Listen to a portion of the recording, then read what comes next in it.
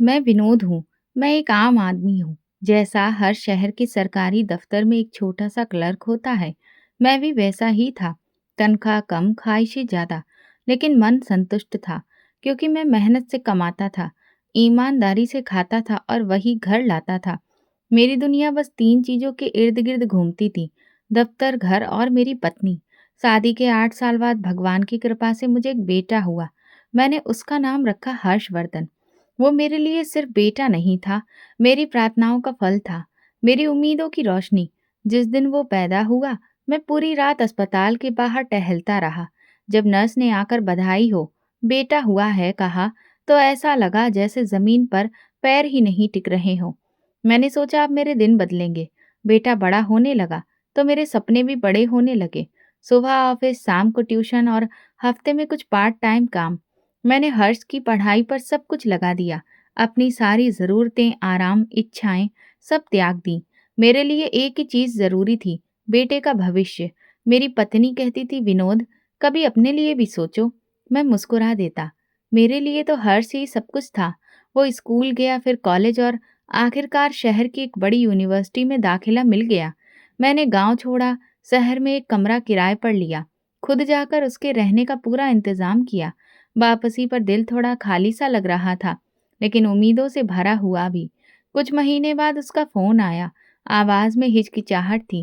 पापा, एक बात कहनी है। बोलो बेटा, दिल खोल कर बात करो। मैं एक लड़की को पसंद करता हूँ। उसका नाम नेहा है। मैं थोड़ी देर चुप रहा, फिर पूछा, क्या वो भी तुम्हें पसंद करती है? हाँ पापा, लेकिन वो एक बहुत अमीर घर से है। मैंने दिल कड़ा करके कहा, अगर तुम खुश हो तो मुझे कोई आपत्ति नहीं।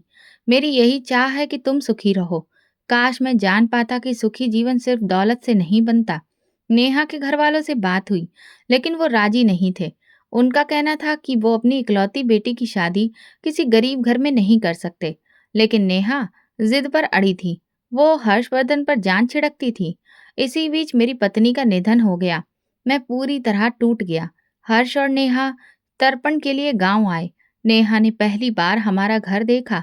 मिट्टी का छोटा सा घर, पुराना पंखा, टूटा फर्नीचर। उसकी आंखों में नाराजगी और झुंझलाहट साफ थी।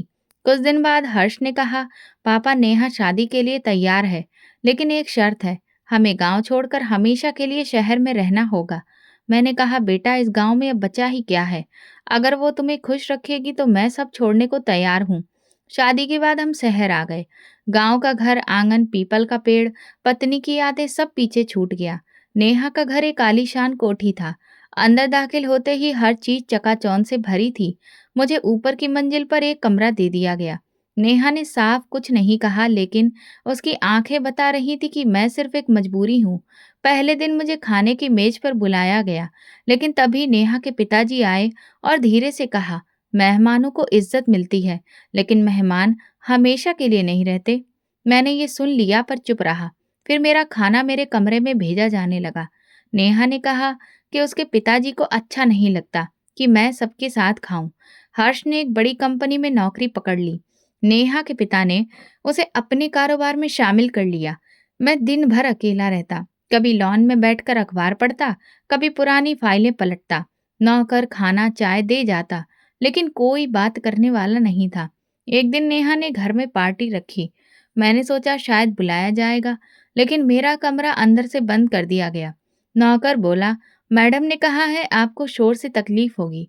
मैंने पहली बार खुद को कैदी महसूस किया। दूसरे दिन मैंने हर्ष से कहा, बेटा, अगर मेरे होने से शर्मिंदगी होती है तो बता दो, मैं वापस गांव चला जाऊंगा। उसने सिर झुका लिया।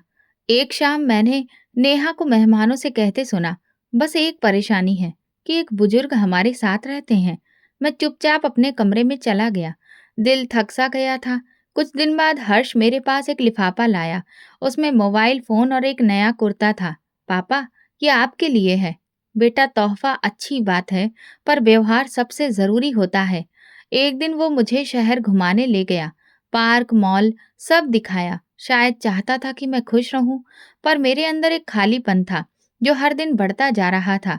फिर एक दिन नेहा ने कहा, हमें अब अपना परिवार आगे बढ़ाना है। मैं समझ गया ये बात अब मेरे बारे में नहीं है, ये किसी आने वाले बच्चे के बारे में है। समय बीतता गया, नेहा और हर्ष में बातचीत कम होती गई। एक दिन मैंने नेहा को कहते सुना, तुम हर वक्त अपने पापा के पास क्यों बैठे रहते हो? तुम्हारी जिंदगी में किसकी ज्यादा अहमियत है, मेरी या उनकी? उस दिन पहली बार हर्ष चुप रहा। अगली सुबह मैंने उससे पूछा, बेटा सब ठीक है? वो बोला, पापा कभी कभी लगता है कि सब कुछ पाकर भी कुछ खो गया हूँ। मैंने उसके कंधे पर हाथ रखा और कहा, बेटा जो चीज हम हासिल करते हैं वो हमारी होती है या नहीं, इस बात का एहसास बहुत देर से होता है। कोठी में रहते हुए 6 महीने बीत चुके थे। समय के साथ कुछ बातें साफ होती गईं। सबसे पहली बात ये थी कि नेहा के घर में मेरी हैसियत केवल एक मजबूरी भर की थी। ना मैं कोई अतिथि था, न बुजुर्ग, ना ही ससुर। मैं बस एक बूढ़ा आदमी था जिसे नेहा बड़ी मुश्किल से सहन कर पाती थी। नेहा के पिता का व्यवहार सख्त जरूर था, पर वो चुप रहते थे। उन्होंने कभी सीधे कुछ नहीं कहा, लेकिन उनकी आंखों में एक सवाल हर वक्त झलकता रहता, ये यहाँ क्यों है? हर्ष की जिंदगी अब किसी कंपनी की दिनचर्या जैसी हो गई थी। वो अब पति कम और किसी ऑफिस का मैनेजर ज्यादा लगता था। सुबह दफ्तर निकल जाना, देर रात लौटना, फिर नेहा के साथ थोड़ा समय बिताना, और इन सब के बीच कहीं मैं आ जाता था। 2 हफ्ते बाद हर्ष ने बताया, पिताजी अब मुझे कंपनी में साझेदारी मिल गई है, अब मैं पार्टनर बन गया हूँ। बेटा ये तो बहुत बड़ी खुशी की बात है, मैंने कहा। मगर उसके चेहरे पर वो खुशी नहीं थी। अंदर ही अंदर वो कुछ खो रहा था। मैं समझ रहा था। एक दिन ऑफिस से लौटने के बाद वो मेरे पास आकर बैठ गया। पिताजी मुझे कई बार नींद नहीं आती। नेहा से ज्यादा बातें भी नहीं होती। लगता है जैसे घर में सब कुछ है लेकिन कुछ भी नहीं है। मैंने कहा, बेटा अगर दिल खाली हो तो महल भी वीरान लगता है।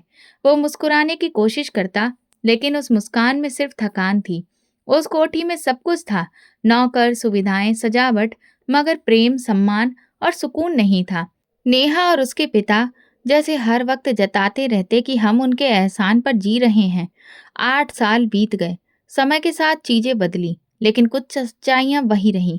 हर्ष और नेहा की शादी को 8 साल हो गए थे, लेकिन उनकी गोद आज भी सूनी थी। घर के कमरे भरे थे, अलमारियां कीमती कपड़ों से भरी थीं, मगर गोद में सिर्फ खामोशी थी।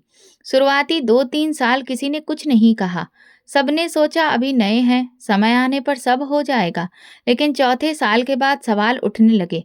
रिश्तेदार, मेहमान, ऑफिस के लोग पूछने लगे, अभी तक कोई खुशखबरी नहीं मिली? हर्ष मुस्कुराकर टाल देता, सब भगवान की मर्जी से होगा। लेकिन अंदर ही अंदर वो टूटने लगा था। एक दिन उसने मुझसे कहा, पिताजी मैंने नेहा से कहा कि चलो किसी अच्छे डॉक्टर को दिखाते हैं, तो वो नाराज हो गई। कहने लगी, मुझे कोई दिक्कत नहीं, दिक्कत होगी तो तुम्हें होगी। मैंने गंभीरता से पूछा, तो फिर तुमने क्या किया? क्या कर सकता था पिताजी? वो बात ही नहीं कर रही थी 2 दिन तक। कुछ दिन बाद नेहा के पिता ने हर्ष को बुलाया। हमारे खानदान में कभी ऐसा कोई मामला नहीं हुआ। अगर तुम टेस्ट की बात करोगे तो इसका मतलब है कि तुम्हें हम पर शक है। हर्ष खामोशी से सुनता रहा और लौट आया। अब जब भी वो नेहा से जांच की बात करता, नेहा भड़क उठती। मैं तुम्हारी तरह कमजोर नहीं हूँ जो हर बात का इलाज ढूंढे। जो भाग्य में लिखा है वही होगा। फिर एक दिन हर्ष ने चुपचाप अपने कुछ टेस्ट करवा लिए। सब रिपोर्ट सामान्य आई। उसने नेहा को दिखाया और प्यार से कहा, तुम भी चेकअप करा लो ताकि कोई गलतफहमी ना रहे। नेहा ने तूफान खड़ा कर दिया। तुम्हें मुझ पर शक है? तुम्हें लगता है मैं दोषी हूँ? उसी रात नेहा के पिता ने हर्ष को धमकी दी, याद रखना, नेहा हमारी इकलौती बेटी है। अगर तुमने उसे दुखी किया तो ये सारी संपत्ति तुम्हारे हाथ से निकल जाएगी। हर्ष बहुत दुखी हो गया। वो ऑफिस में ही समय बिताने लगा। घर आता तो सीधा अपने कमरे में चला जाता। फिर एक दिन वो मेरे पास आया। पिताजी, डॉक्टर की रिपोर्ट है। उसने चुपचाप लिफाफा मेरे हाथ में दिया। नेहा को एक बहाने से चेकअप के लिए ले गया था। डॉक्टर ने साफ कहा, वो कभी मां नहीं बन सकती। लिफाफा मेरे हाथ से छूट गया। मैंने हर्ष की ओर देखा। वो दीवार को यूं घूर रहा था जैसे जिंदगी वहीं थम गई हो। तुमने नेहा से बात की? मैंने पूछा। नहीं पिताजी, वो सुनेगी नहीं, उल्टा मुझे दोषी ठहराएगी। अगले दिन किसी तरह नेहा को रिपोर्ट मिल गई। कैसे, ये हमें नहीं पता, लेकिन घर में हंगामा मच गया। ये सब झूठ है, डॉक्टर की चाल है। तुम दोनों बाप बेटे चाहते हो कि मैं इस घर से चली जाऊं। हर्ष चुपचाप खड़ा रहा। नेहा रोती रही, चिल्लाती रही, खुद को पीड़ित साबित करती रही। मैंने कहा, बेटी ये दोष की नहीं, सच्चाई की बात है। हम चाहते हैं कि तुम खुश रहो, लेकिन अगर भगवान की यही इच्छा है, तो कब तक आंख मूंदे रहेंगे? नेहा ने गुस्से में कहा, अगर किसी ने दोबारा इस विषय पर बात की, तो मैं ये घर, ये रिश्ता, सब कुछ छोड़ दूंगी। उस रात घर में पूरी खामोशी थी। मैंने सोचा, क्या सच में बड़ी इमारतें इंसान को इतना खुदगर्ज बना देती हैं कि वो सच्चाई से भी मुंह मोड़ लेता है? अगली सुबह हर्ष मेरे पास आया। पिताजी, अगर मैं उसे छोड़ दूं तो सब कुछ खो दूंगा, व्यापार, घर, नाम। और अगर ना छोड़ूं तो जिंदगी यूं ही खाली गुजर जाएगी। मैंने उसके कंधे पर हाथ रखा। बेटा, कभी कभी निर्णय लेना आसान नहीं होता, लेकिन बिना सच्चाई की जिंदगी बस एक तमाशा होती है। और अब हम सब उस तमाशे के किरदार बन चुके हैं।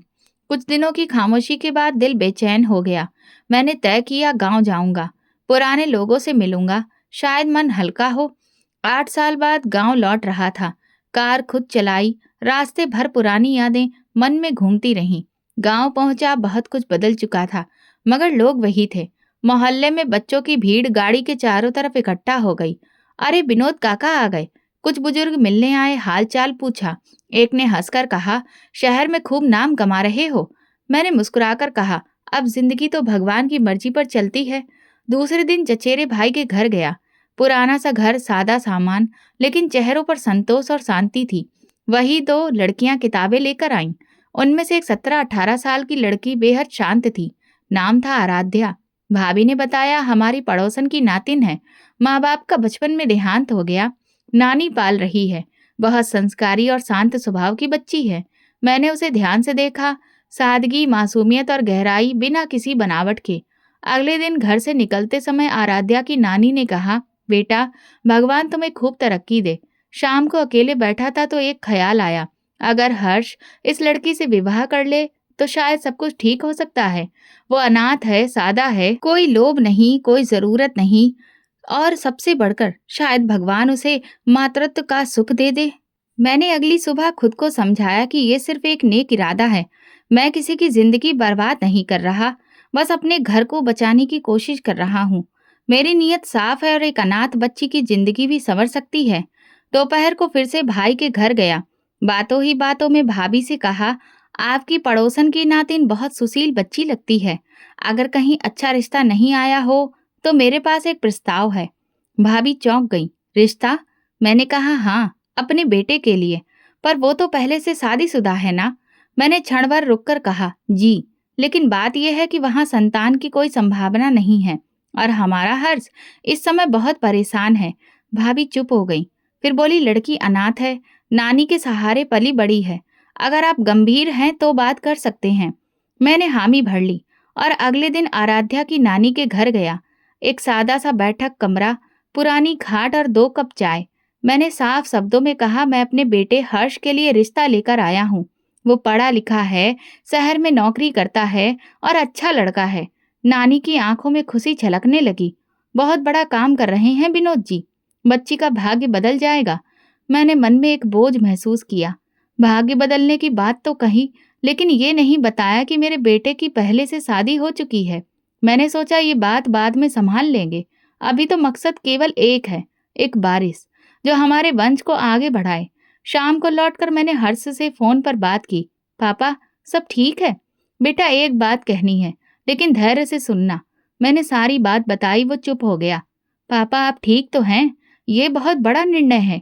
मैंने तुम्हारे बारे में सोचा है, तुम खुद निर्णय लो। पापा, नेहा कभी नहीं मानेगी। बेटा, अगर तुम अपने जीवन में कुछ चाहते हो तो फैसला तुम्हें ही करना होगा। फोन कटने के बाद मैं देर तक सोचता रहा। आराध्या की मासूम आंखें बार बार जहन में आती रहीं। वो मासूमियत, वो चुप्पी और मेरे भीतर की वो इच्छा, एक संतान की जो मेरे नाम को आगे ले जाए। ये सिर्फ योजना नहीं थी, ये एक फैसला था। गांव से लौटकर मैं सीधे हर्ष के कमरे में गया। वो मेज पर झुका कुछ फाइलें देख रहा था। बेटा, वो लड़की आराध्या जिसका जिक्र मैंने किया था, मैं उसका रिश्ता तय कराया हूँ।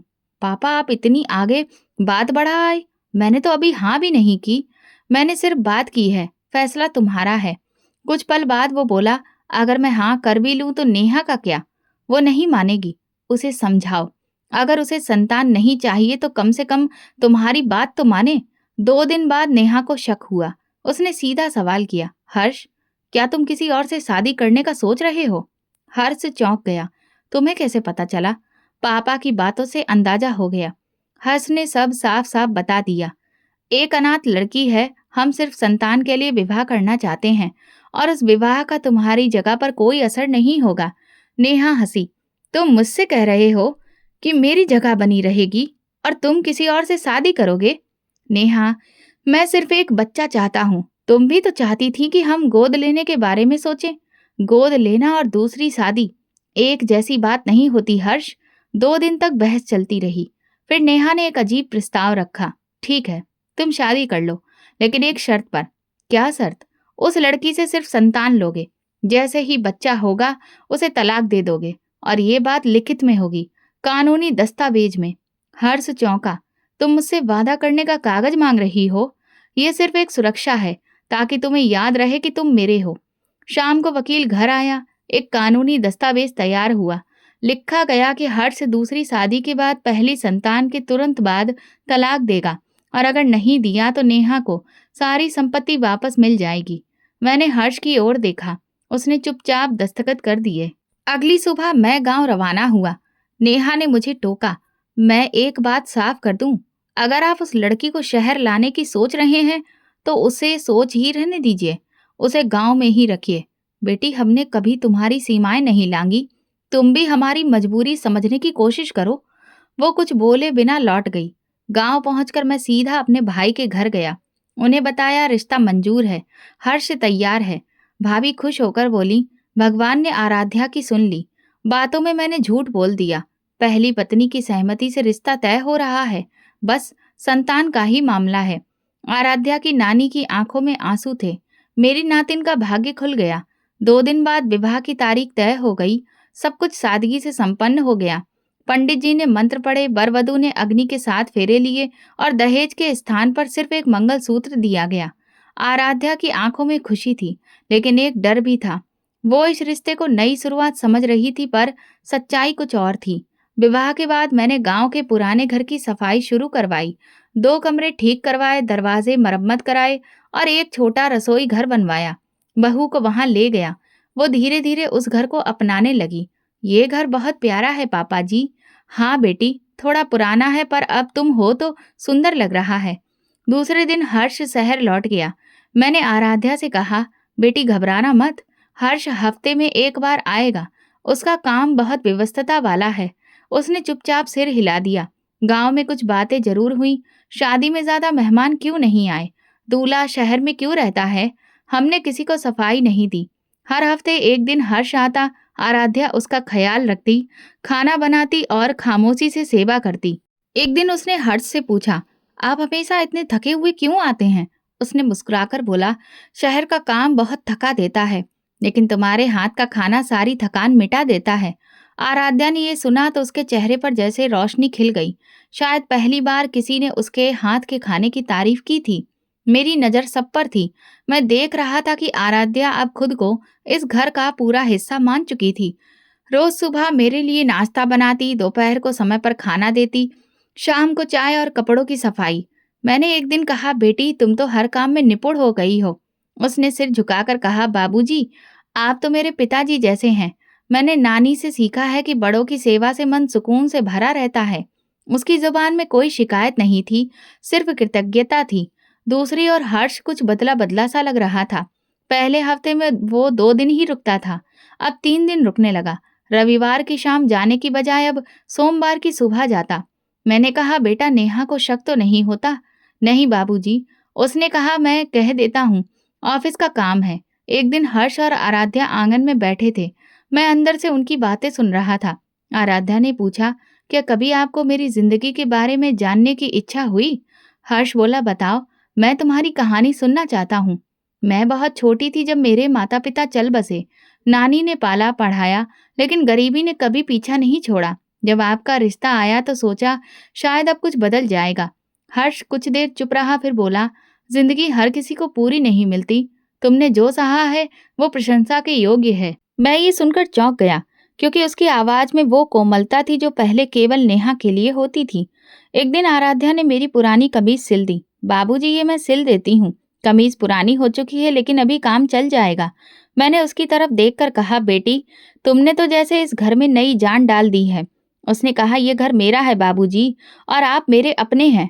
उसके शब्दों में सच्चाई थी और यही बात मुझे बेचैन कर गई। मैं जानता था कि वो इस रिश्ते को असली मान बैठी है, जबकि ये एक समझौता था, एक छल। अगले हफ्ते जब हर्ष आया तो मैंने उसे बाहर बुलाया। बेटा, कहीं तुम आराध्या से भावनात्मक रूप से ज्यादा जुड़ तो नहीं रहे? बाबूजी, वो बहुत अच्छी है। मैं उसे दुख नहीं देना चाहता।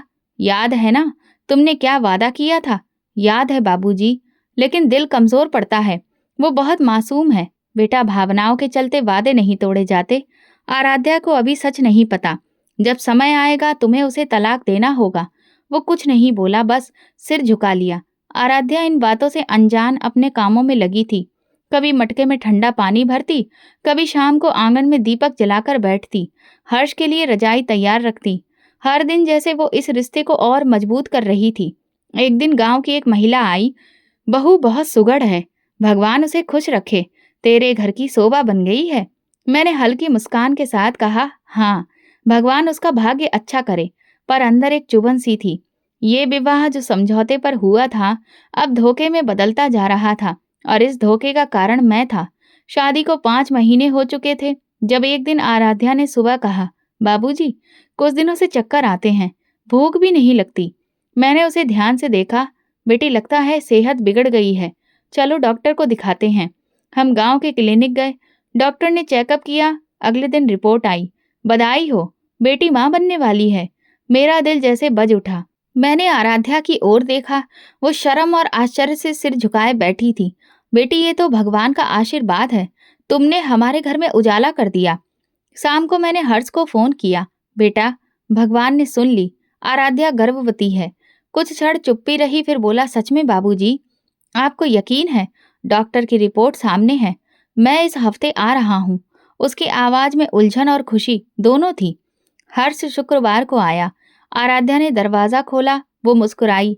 हर्ष ने बैठने को कहा और पूछा, कैसा महसूस कर रही हो? ठीक हूँ, थोड़ी थकान रहती है। बाबूजी ख्याल रखते हैं। मैंने कहा, बेटा, अब हमें आगे की तैयारी करनी होगी। अगले दिन हर्ष ने शहर लौटने से पहले नेहा को फोन किया। नेहा, आराध्या गर्भवती है। नेहा की आवाज सख्त थी। मुझे कोई खुशी नहीं है। याद रखना, जैसे ही बच्चा पैदा हो तुम्हें उसे तलाक देना होगा, वरना जो तुमने साइन किया था वो सब तुमसे छिन जाएगा। मुझे याद है नेहा, और याद रखना, अगर तुम उसके करीब गए तो सब तुम्हारे खिलाफ हो जाएगा। फोन कटते ही वो चुपचाप बैठा रहा, फिर चला गया। महीने बीतते गए। आराध्या की तबीयत बदलती गई। मैं उसे आराम करने को कहता, लेकिन वो कहती, बाबूजी, मुझे घर के काम करने से शांति मिलती है। मैंने भी उसे कभी रोका नहीं, बस उसका पूरा ध्यान रखा। 8वें महीने से हर्ष हर हफ्ते आने लगा। वो अब आराध्या से बात करता, दवाइयाँ खुद लाता। मैंने कहा, बेटा, कहीं तुम ये मत भूल जाना कि तुमने क्या वादा किया था। बाबूजी, मुझे याद है, बस थोड़ा समय दीजिए। 9वें महीने की पहली तारीख थी जब आराध्या को प्रसव पीड़ा हुई। मैंने तुरंत हर्ष को फोन किया, बेटा जल्दी आओ, हम उसे अस्पताल ले जा रहे हैं। उसे शहर के अस्पताल ले जाया गया। हर्ष भी वहीं पहुंचा। पूरी रात हमने बाहर इंतजार किया। सुबह 4 बजे नर्स आई। बधाई हो, बेटे का जन्म हुआ है। मैंने हर्ष की ओर देखा। उसका चेहरा खुशी से चमक रहा था। बाबूजी, क्या मैं उसे देख सकता हूँ? अभी नहीं बेटा, थोड़ी देर बाद। आराध्या को कमरे में शिफ्ट किया गया। हम दोनों अंदर गए। आराध्या ने कहा, बाबूजी देखिए तो कैसा है। मैंने बच्चे को उठाकर देखा। बिल्कुल तुम्हारे जैसा है हर्ष। हर्ष ने बच्चे को गोद में लिया, चूमा और आराध्या को सौंप दिया। धन्यवाद, तुमने मुझे एक नई जिंदगी दी है। आराध्या की आंखों में आंसू थे। ये तो आप दोनों की दुआओं का फल है। कुछ घंटे के बाद हर्ष ने मुझसे पूछा, पापा वो कागज कहाँ है? मैंने चुपचाप फाइल निकालकर उसे दे दी। उसमें वो दस्तावेज थे जो नेहा की शर्त पर तैयार किए गए थे, तलाक के कागज। हर्ष ने उन पर हस्ताक्षर किए, फिर पास खड़ी नर्स से कहा, इसे बाहर ले जाओ, कुछ देर मैं बात करता हूँ। नर्स नवजात बच्चे को लेकर बाहर चली गई। हर्ष ने बिस्तर के पास जाकर वो कागज आराध्या के हाथ में रख दिए। ये तुम्हारे लिए है। आराध्या ने कांपते हाथों से उन्हें लिया। आंखों से पढ़ा, चेहरा हक्का बक्का, आंखों में सवाल थे। ये क्या है? ये तलाक है। मैं अपने वादे के अनुसार तुम्हें आजाद कर रहा हूँ। उसकी जुबान जैसे बंद हो गई। आंसू बहने लगे। मैंने तुमसे झूठ कहा था, मैं सिर्फ संतान चाहता था। अब वो मिल गई है, लेकिन मैंने तुमसे प्रेम किया। वो आगे कुछ कह नहीं पाई। मैं दरवाजे के पास खड़ा था। आराध्या ने मेरी ओर देखा। पापा जी, आपको भी सब पता था? मैंने नजरें फेर ली। बेटी, हमने वही किया जो समय ने हमसे करवाया। मेरे साथ न्याय नहीं हुआ। उसकी आवाज रुकी रुकी थी। हर्ष ने बच्चे को गोद में उठाया और दरवाजे की तरफ बढ़ा। आराध्या ने बस एक वाक्य कहा, मुझे मेरा बच्चा दे दो। मैं और कुछ नहीं मांगती। हर्ष रुका, फिर बोला, ये बच्चा हमारे भविष्य की नींव है और अब वो हमारे साथ जाएगा। मैंने हर्ष का हाथ पकड़ा। चलो बेटा। बात खत्म हो गई। हम अस्पताल से बाहर निकले। सुबह का सूरज पूरी चमक के साथ उग आया था, लेकिन मेरे दिल पर जैसे कोई धुंध छाई हुई थी। हर्ष ने बच्चे को बाहों में समेट रखा था। मैं गाड़ी की पिछली सीट पर बैठा था। ड्राइवर तेज रफ्तार से गाड़ी चला रहा था, लेकिन मेरे कानों में अस्पताल की आखिरी बातचीत गूंज रही थी। आराध्या की वो झुकी हुई नजरें, उसके थरथराते हाथ, उसकी सिसकियां, पापा जी मेरा बच्चा दे दीजिए, मैं और कुछ नहीं मांगती। उसकी आवाज अब भी मेरे कानों में थी। गाड़ी कुछ दूर चली ही थी कि हर्ष बोला, पापा, क्या आपको लगता है हमने सही किया? मैंने जवाब देने से पहले खिड़की के बाहर देखा। धुंधले खेत, पेड़ और रास्ते, सब जैसे सवाल बनकर सामने आ खड़े हुए। बेटा, हमने जो किया वो हमारी मजबूरी थी। नेहा की शर्त नहीं मानते तो तुम सब कुछ खो बैठते। लेकिन पापा, आराध्या ने हमें वो दिया जो नेहा कभी नहीं दे पाती। बदले में हमने उसे क्या दिया? मैंने बात काट दी। बस बेटा, अब पीछे मत देखो। हमने उसे वो दिया है जो उसकी जैसी लड़कियों को मिलता है, एक छत, सुरक्षा और एक नाम। हम शाम तक घर पहुंच गए। नेहा को पहले ही खबर दे दी गई थी कि बच्चा हो गया है। जब हम बंगले पर पहुंचे, नेहा गेट पर खड़ी थी। बच्चे को देखकर उसने मुस्कुराते हुए बाहें फैला दी। यही है हमारा बेटा? हाँ नेहा, ये हमारा बेटा है। अच्छा है। अब उम्मीद है कि तुम्हारा पूरा ध्यान इसी घर पर रहेगा। मैं चुपचाप अंदर चला गया। नौकरों ने मेरा सामान उठाया और कमरों की ओर बढ़ गए। हर्ष और नेहा बच्चे को लेकर ऊपर चले गए। मैं बैठक में बैठा और जैसे पूरा दृश्य फिर से मेरी आंखों के सामने आ गया। अस्पताल का कमरा, आराध्या का चेहरा, उसकी सिसकियां। अगली सुबह हर्ष मेरे पास आया। पापा, नेहा कह रही है कि अब बच्चा सिर्फ उसका है। वो चाहती है कि आराध्या का नाम भी ना लिया जाए। मैंने गहरी सांस ली। यही तय हुआ था, वही हो रहा है। लेकिन पापा, क्या हमें एक बार आराध्या से मिलना नहीं चाहिए? नहीं बेटा, अब वो बीती बात हो गई, भूल जाओ उसे। 2 दिन बाद गांव से मेरे भाई का फोन आया। विनोद, यहाँ कुछ लोग तुम्हारा नाम ले रहे थे। अस्पताल के बाहर आराध्या को रोते देखा गया। वो कह रही थी कि तुम और हर्ष उसका बच्चा लेकर चले गए। मैंने बेचैनी से फोन काट दिया और कुछ देर चुपचाप बैठा रहा। दोपहर को हर्ष आया और बोला, पापा, आराध्या ने मेरे पुराने नंबर पर मैसेज किया है। कह रही है अगर बच्चा वापस नहीं लाए तो वो पुलिस में शिकायत करेगी। मैंने कहा, शांत रहो। वो कहाँ जाएगी? एक अनाथ लड़की, न बाप माँ बाप, न पैसा, न सहारा। हमने उसे सब दिया है। पापा, लेकिन अगर वो चुप ना रही तो उसे चुप कर दो। उसे वही घर दे दो जो हमने पहले उसके लिए छोड़ा था। शाम को मैंने आराध्या को फोन किया। बेटी, तुम्हें सब पता है हमने ऐसा क्यों किया। अब तुम्हें चैन से रहने के लिए वही घर दिया जा रहा है। वहीं रहो और नई जिंदगी शुरू करो। तुम्हारा बेटा सुरक्षित है। पापा जी, मेरा बेटा? क्या मैं सिर्फ एक जरिया थी? बेटी, तुम्हें इज्जत दी, एक छत दी, खाना दिया। ये भी कोई छोटी बात नहीं थी। मेरे मन की जो आशा थी वो क्या थी? मैंने तो उसे ठीक से गोद में भी नहीं रखा। आप लोग ऐसे चले गए जैसे मैं कोई थी ही नहीं। चुप रहना ही तुम्हारे भलाई में है। हम तुम्हें वो घर दे रहे हैं, वहीं रहो और ईश्वर का धन्यवाद करो। कॉल कट गई। मैं जानता था आराध्या को इससे अधिक कुछ नहीं मिलेगा। 3 दिन बाद गांव से किसी ने खबर दी कि आराध्या वापस उसी पुराने घर में आ गई है। दिन भर चुप रहती है, बच्चे की तस्वीरें देखती है और रातों को दीवारों से बातें करती है। शहर में नेहा का बर्ताव वैसा ही रहा। अब वो हर्ष पर पूरी तरह से हावी हो चुकी थी। बच्चा हमेशा उसके पास रहता और वो किसी को आराध्या का नाम तक नहीं लेने देती। एक दिन हर्ष मेरे पास आकर बोला, पापा, आपने आराध्या से जो कुछ कहा वो ठीक था। समय के साथ सब ठीक हो जाएगा बेटा, और अगर नहीं हुआ तो उसे ही सच मान लेंगे। हमने बच्चा पा लिया था, एक माँ, एक पत्नी और एक स्त्री को बलि चढ़ाकर। समय कभी नहीं रुकता, बस चुपचाप सब कुछ बदल देता है। जिस बच्चे के लिए हमने इतना कुछ सहा, आज वो 8 साल का हो चुका था। हिमांशु। हाँ, हमने उसका नाम हिमांशु रखा था। नेहा ने खुद ये सुझाव दिया था। शुरुआत में नेहा का रवैया कुछ ठंडा था, लेकिन बच्चे की मासूमियत ने उसका दिल जल्दी ही जीत लिया। दिन बीतते गए और हिमांशु उसके इर्द गिर्द घूमता रहता। मुझे देखकर मुस्कुराता, लेकिन अब उस मुस्कान में वो अपनापन नहीं था जो एक दादा से जुड़ा होता है। मैं अक्सर उसे कोई पुरानी कहानी सुनाने की कोशिश करता, लेकिन चंद मिनटों में नेहा की आवाज आ जाती, बाबा, हिमांशु का होमवर्क है, कृपया डिस्टर्ब मत कीजिए। कमरे से बाहर आकर मैं खुद को बहुत अकेला महसूस करता। हवेली की हर चीज मेरी आंखों के सामने थी, लेकिन मेरा अस्तित्व अब बस दीवारों तक सीमित रह गया था। एक दिन मैंने हिमांशु के लिए पुरानी लकड़ी से एक खिलौना बनाया। वो बहुत खुश हुआ। दादाजी, आपने ये खुद बनाया? हाँ बेटा, तुम्हें कैसा लगा? बहुत अच्छा, मैं इसे स्कूल ले जाऊंगा। लेकिन अगले दिन नेहा ने वो खिलौना फेंक दिया। इस गंदी लकड़ी के टुकड़े से खेलने की इजाजत नहीं है। हम हिमांशु को सबसे अच्छा देना चाहते हैं, दादाजी की भावनाओं वाले तोहफे नहीं। हिमांशु चुप हो गया। मैंने कुछ कहने की कोशिश की, लेकिन हर्ष ने हाथ के इशारे से मुझे रोक दिया। पिताजी, वो ठीक कह रही है, बच्चे को साफ सुथरा माहौल देना चाहिए। धीरे धीरे मेरी हैसियत घर में एक छाया मात्र रह गई। खाने की मेज पर कुर्सी थी, पर बातचीत में नहीं। दिन में चाय आ जाती थी, पर कोई साथ नहीं बैठता।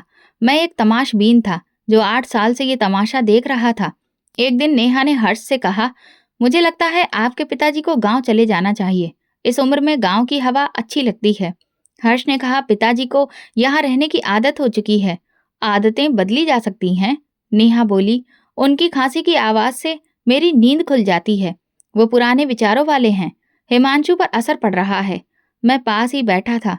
पहली बार नहीं था कि वो मेरे बारे में ऐसा कह रही थी, लेकिन इस बार हर्ष ने चुपचाप सिर हिला दिया।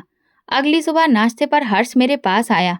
पिताजी, अगर आप गांव जाना चाहें तो मैं गाड़ी का इंतजाम कर देता हूँ। वहां थोड़ा सुकून मिलेगा। बेटा, ये फैसला तुम्हारा है या किसी के कहने पर? उसने नजरें चुरा ली। पिताजी, सब आपकी इज्जत करते हैं, लेकिन शायद अब जगह कम पड़ गई है। मैंने चाय का प्याला नीचे रखा और धीरे से कहा, ठीक है, मैं चल देता हूँ। उसी शाम मैंने अपना पुराना बैग तैयार किया, कुछ कपड़े, कुछ तस्वीरें और कुछ कागजात। हिमांशु मेरे पास आया। दादाजी, आप कहाँ जा रहे हैं? बेटा, थोड़े दिन के लिए गांव जा रहा हूँ, सबका ख्याल रखना, मैं फिर आऊंगा कभी। मैंने उसे गले लगाया। दरवाजे से निकलते वक्त नेहा सामने आ गई। आपको कुछ चाहिए हो तो बता दीजिए, हम भिजवा देंगे। नहीं बेटी, तुमने बहुत कुछ दिया है, अब कुछ मांगने की जरूरत नहीं। गाड़ी में बैठकर मैं शहर से निकल पड़ा। रास्ते भर खामोशी थी। ड्राइवर ने 2 बार पूछा, बाबा जी कुछ सुनाऊं? नहीं बेटा, आज मन नहीं। गांव में सुबह का समय था, लेकिन कुछ अजीब हलचल थी। मैं दरवाजे पर बैठा हुआ अपने पुराने आंगन को देख रहा था। तभी शोर सा सुनाई दिया। लोग गली में जमा हो रहे थे। एक लड़का दौड़ता आया। काका, आपको पता है, आज हमारी तहसील में बड़ी अफसर आ रही है, जिलाधिकारी मैडम। सारे गांव वाले अपनी समस्याएं लेकर पहुंचे हैं। मैंने सिर हिलाया, लेकिन मन भारी हो गया। दोपहर तक चौक में भीड़ जुट गई थी। पर्दे लगे थे, कुर्सियां बिछ चुकी थीं और एक मेज पर सरकारी फाइलें रखी थीं। मैं दूर खड़ा देख रहा था कि किसी ने आकर कहा, काका, आपकी बहू के दस्तखत चाहिए इस जमीन वाले कागज पर। मेरी बहू? हाँ, आराध्या मैडम, वही जिलाधिकारी। मैं हक्का बक्का रह गया। वही आराध्या जिसे हमने मां बनने के बाद उसका बच्चा छीनकर तलाक दे दिया था, आज वो इस मुकाम पर थी। मैंने चौकीदार से पूछा, वो अंदर हैं? जी, अभी गरीबों की समस्याएं सुन रही हैं और उन्होंने कहा है कि आपसे नहीं मिलना चाहती। मैं कुछ देर वहीं खड़ा रहा, फिर मेरे कदम खुद ब खुद अंदर की तरफ बढ़ चले। दरवाजा खुला था। अंदर जो नजारा था वो मेरी सोच से परे था। सामने मेज पर आराध्या बैठी थी। सादा साड़ी, बंधे बाल, एक हाथ में चाय, दूसरे में कलम, दोनों तरफ पुलिस वाले और सरकारी अधिकारी। मैं धीरे धीरे उसके सामने जाकर खड़ा हो गया। वो कुछ देर फाइल पढ़ती रही, फिर नजरें उठाई। हमारी नजरें मिली। एक पल को समय थम गया। मैंने कहा, बेटी मुझे माफ कर दो। वो उठी और बोली, आपको माफी मांगने की जरूरत नहीं है विनोद जी। मैं घुटनों के बल बैठ गया। हमने तुमसे सब कुछ छीन लिया था, तुम्हारा बच्चा, तुम्हारी जिंदगी, तुम्हारा अधिकार। उसने मुझे उठाते हुए कहा, आप मेरे पति के पिता हैं। मेरी माँ ने सिखाया था कि बड़ों को जमीन पर नहीं गिरने देना चाहिए। मेरी आंखों में आंसू थे। बेटी, जो तुमने किया है वो हम शायद कभी नहीं कर सकते। सब कुछ खोकर भी तुमने खुद को बना लिया। जब सब कुछ छिन जाए तो इंसान के पास दो रास्ते होते हैं, या तो टूट जाएं या फिर खुद को फिर से गढ़ें। तुमने कैसे किया? मेरे पास कुछ नहीं बचा था। बच्चा गया, घर गया, नानी चल बसी, लेकिन मैंने फैसला किया कि अगर दुनिया ने मुझे कुछ नहीं दिया तो मैं खुद दुनिया में अपनी जगह बनाऊंगी। छात्रवृत्ति मिली, पढ़ाई पूरी की, यूपीएससी किया और अब यहाँ तक पहुंची। मैंने आश्चर्य से कहा, तो हिमांशु जानता है कि तुम उसकी माँ हो? हाँ, जानता है। मैं अक्सर उससे मिलती रहती हूँ। उसने कभी कोई सवाल नहीं किया और मैंने कभी सच्चाई छुपाई नहीं। उसने तुम्हें पहचान लिया। समय ने पहचान करवा दी। रिश्ता बताना नहीं पड़ा। वो जानता है कि उसकी माँ कौन है। मैं चुप हो गया। कुछ देर बाद मैंने पूछा, अब तुम क्या चाहती हो? कुछ नहीं, बस इतना चाहती हूँ कि आप जैसे लोग भविष्य में किसी की जिंदगी को तबाह ना करें। मैंने आपको माफ कर दिया है, लेकिन हर किसी को माफ नहीं किया जा सकता। मैं शर्मिंदा हूँ बेटी। शर्मिंदगी से कुछ नहीं होता, केवल प्रायश्चित से होता है, और वो अक्सर देर से आता है। उसने अपनी टीम को इशारा किया कि बाकी दस्तावेज पूरे कर लें। फिर मेरी ओर मुड़कर कहा, ये घर आपका था और आपका ही रहेगा। अगर चाहें तो यहीं रह सकते हैं या मेरे साथ शहर चलें। मेरे घर में आपके लिए हमेशा जगह है। मैंने कहा, यहीं रहना बेहतर है। शायद समय के कुछ पुराने हिसाब यहीं चुकता कर सकूं। वो चुपचाप अपनी कुर्सी पर वापस बैठ गई। उसने कलम उठाया और एक नई फाइल खोल ली। उसकी आंखों में कोई चमक नहीं थी, सिर्फ एक संतोष था, वो जो केवल उन्हें मिलता है जो अपनी लड़ाई खुद लड़ते हैं। कुछ दिन बीते, मैं गांव में ही रहा, उसी पुराने घर में जहां कभी आराध्या मेरे लिए नाश्ता तैयार करती थी।